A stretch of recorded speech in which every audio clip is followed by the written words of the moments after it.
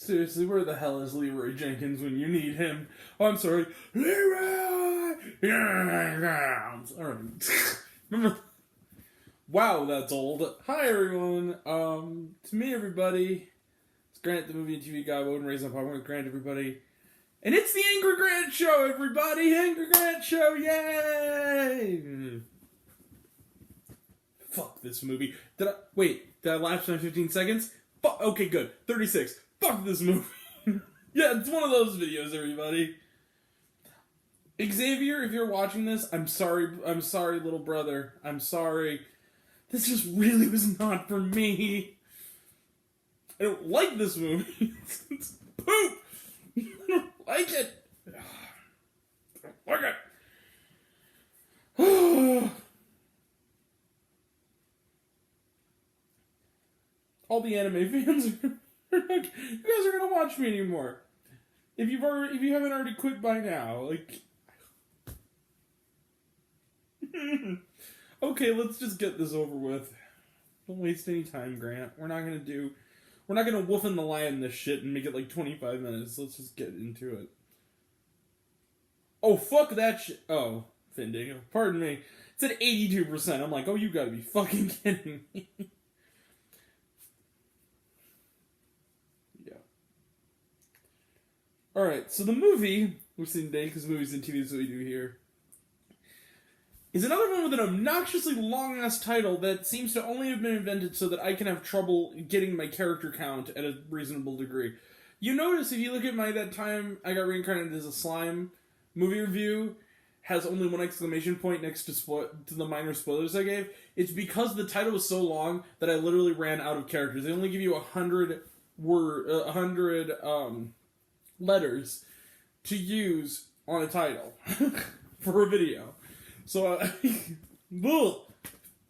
anyway, so the film is, focus Grant, focus, Sword Art Online, the movie, progressive, Scherzo of Deep Night, whatever the fuck that means. Look, I hated this movie. I have to ask this, and no, I didn't watch this show. No, this is my introduction. You should know this by now. What the fuck is the appeal of Sword Art Online? Like, I know I said it in the Quintuplets video, and I'll give it this. It wasn't offensive. It wasn't, like, offensive and creepy like Quintuplets was. But, okay. Let's just get to the review.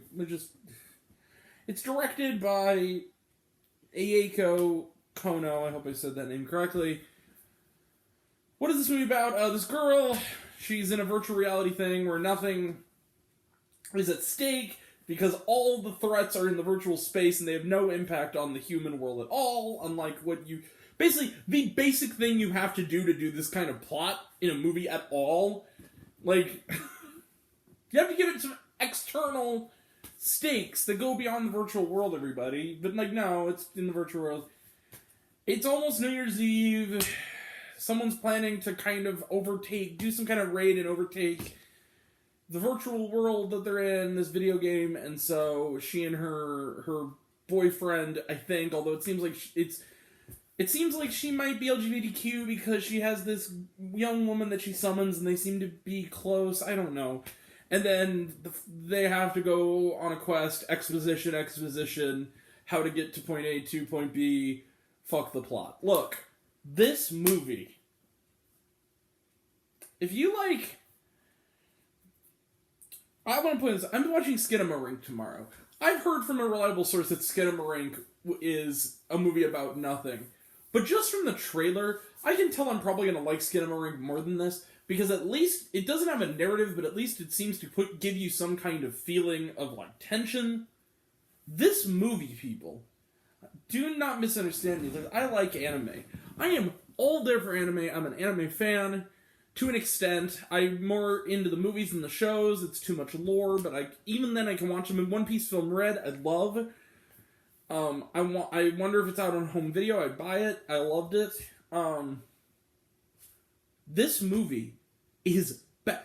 Not only is this a bad movie, this is one of those movies that, just as it is, I don't know why this show is popular. Like, this is a massively popular show. I don't get it, people. what is there to like about this show? It's literally just a combination of Tron, Yu-Gi-Oh!, and Ready Player One without any of the stakes, humor, or emotion. There's nothing here.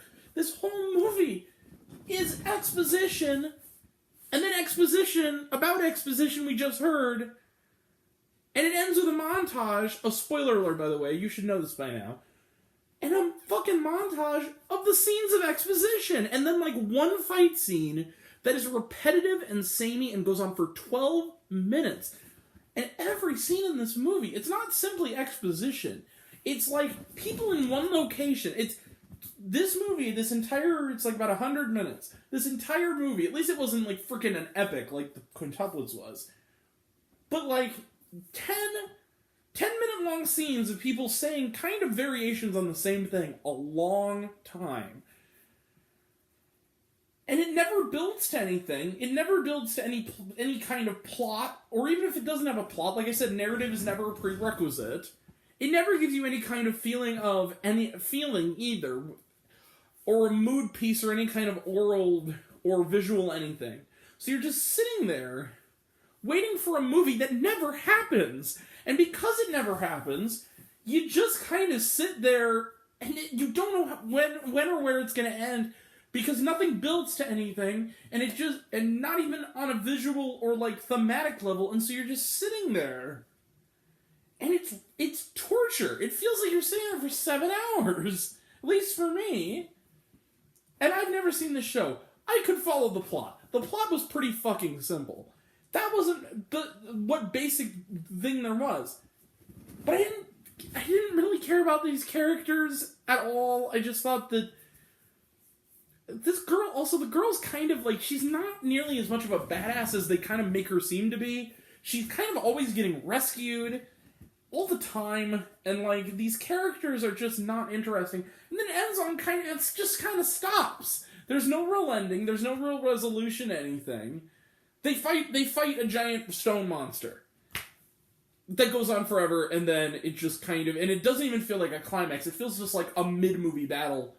And then it's just over. Actually, it's not over, because then they spend another 20 minutes setting up the next installment. And even that scene is like 15 fucking minutes. I'm like, dude!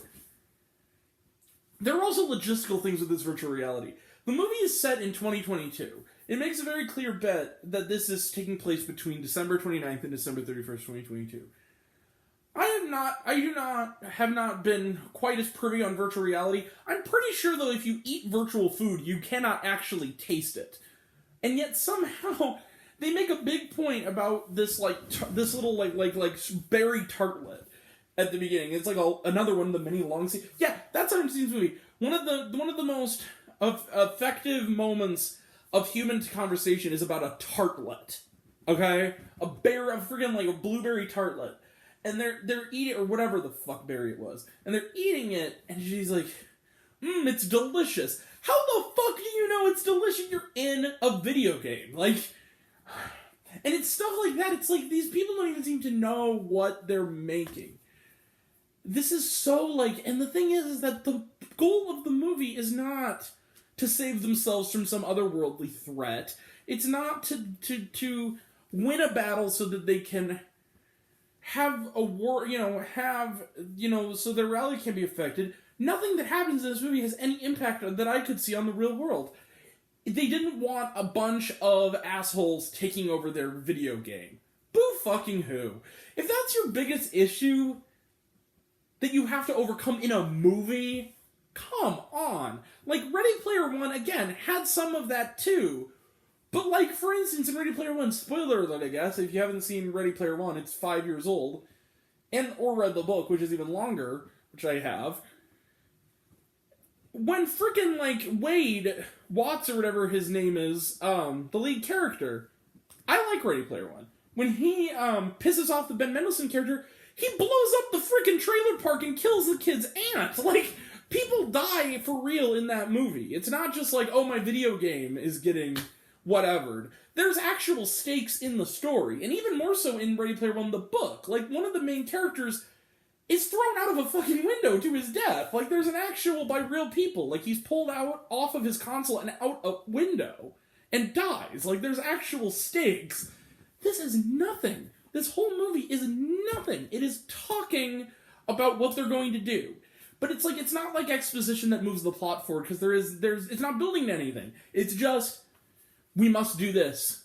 And while we do this, I'm going to describe to you what we're doing and why it matters. And then we're going to keep doing it and doing it and doing it and doing it. And then, hey, remember that time 5 minutes ago I told you about this super amazing thing that we had to do? He goes, yeah, because it was 5 minutes ago. It's like, well, this is so important. I'm like, shut the fuck up. Oh my god. I didn't like this movie very much. Yeah, it's bad. Even the animation got kind of dreary after a certain point, because it was dull. A lot of the movie also takes place in really dingy locations. So that even, like, the brightness that inherently comes from, like, the the sort of animation you get from anime, it's just still, it looks as dingy as everything else. It's in caves and all this, and caves and, like, dungeons and caverns. It doesn't look good. It doesn't look that cinematic. It looks, again, let's put it this way. If you talk about how movies sometimes are glorified episodes of the TV show, okay, this is a filler episode of a TV show. This is the shit you watch because, well, this isn't even the shit you watch. This is the shit that you watch the first 5 minutes on Toonami, and then you realize, you watch it just to see if it builds to anything, and then when it ends, you're like, oh, well, that was 20 minutes of my time wasted, maybe they'll get to something next week. That's an hour and 40 minutes of that is this movie. Fuck this movie. And yeah, you know what? That's what I'm gonna get. Let's end it here. I'm gonna give Sword Art Online with the stupid long title. Sword Art Online, fuck off with the long titles. Middle finger kindness. 0 stars. I'm sorry, Xavier. I have to do this. I was gonna be generous and say like 2, but you know, by the end of it, I was just pissed off. It didn't go anywhere. It never built to anything, or even any kind of purpose outside of narrative. It was just a bad movie. I'm sorry, it just wasn't good. I don't get it, buddy. You're a young guy, I'm sorry. Because I know you even came onto my social media and said, like, oh, I can't wait to hear your thoughts. I'm like, sorry to disappoint you, buddy. I didn't like it. I don't hate everything. I just seems to be that you and I aren't going to see eye to eye on a couple of things. Eventually, I'm sure I'm going to find an anime you like that I like too. It's going to happen. But this is not good. It's not today. Like, I'm sorry. Just straight up, it's not today. Alright. That's it. Trailer trash. And even some of the fan... I actually read on Letterboxd, some of the fan base even doesn't really like this one. They said that the first movie's better. I think this is the second movie. Anyway. Trailer trash real quick. Let's go through it. Ant-Man and the Wasp Quantumania talked about looks good. Spider-Man Across the Spider-Verse talked about it looks good. Scream 6 talked about it looks good. The Super Mario Brothers movie talked about it looks good. Champions talked about it looks good. The Tunnel to Summer... The Exit of Goodbyes. This looks kind of interesting. It was kind of a short trailer, though. It's an anime. And then Suzume, which I'm actually looking forward to, because I'm a big fan of that director. I liked Your Name, and I really liked Weathering with You also, so it's good. Was there trauma? Yeah, there was a credits-long montage of all the scenes of talking. That's what... against the main character's face, which keeps shifting. That's it. Anyway, that's it. We're done. Tomorrow's Skinamarink. Sunday is, the best and worst list. Big super stream. And it looks like some of my people are going to actually be there this time, which is great. Turns out they changed their change of plans, and that was very nice of them. So anyway, that'll all be next time. And until next time, I'm Grant, the movie and TV guy. I see it all. I'm happy to share it with you. I love you all. I appreciate you all. Love you, Class Miss. I love you 3000. Be kind to one another. If you like this video, give it a like if you want to. Give it a subscribe if you want to. Give it the bell. I don't know what it does that it's supposed to do, or so I've been told. Leave a comment, even if you say great out like waffles. It really helps out.